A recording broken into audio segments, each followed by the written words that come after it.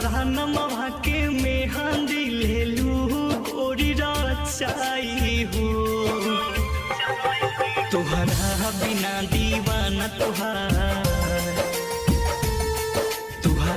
बिना दीवाना तुहर रो रोई के मर जाई हो। तुहरा बिना दीवाना तुहर रो रोई के मर जाई हो।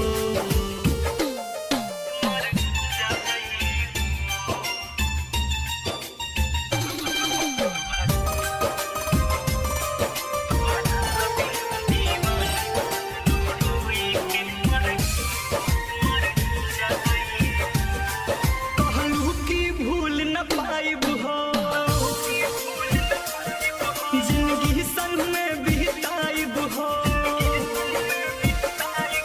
दूर हो के तोह से घुट घुट के हम तो सुना मर जाइब हो। मीठी मीठी तोर बतिया, मीठी मीठी तोर बतिया हमके बहुत रोवाई हो। तुहरा बिना दीवाना तुहरा बिना दीवाना तुहर रो रोई के मर जाई हो। तुहरा बिना दीवाना तुहर रो रोई के मर जाई हो।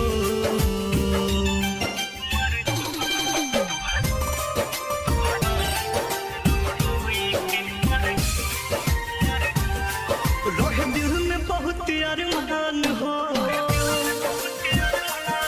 मन दिल से तोहे भगवान हो।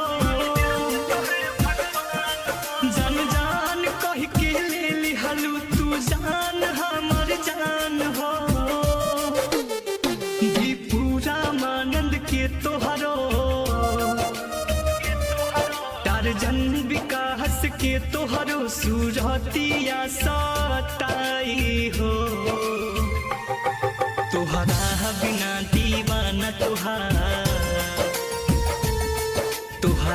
बिना दीवाना तुहर रो रोई के मर जाई हो।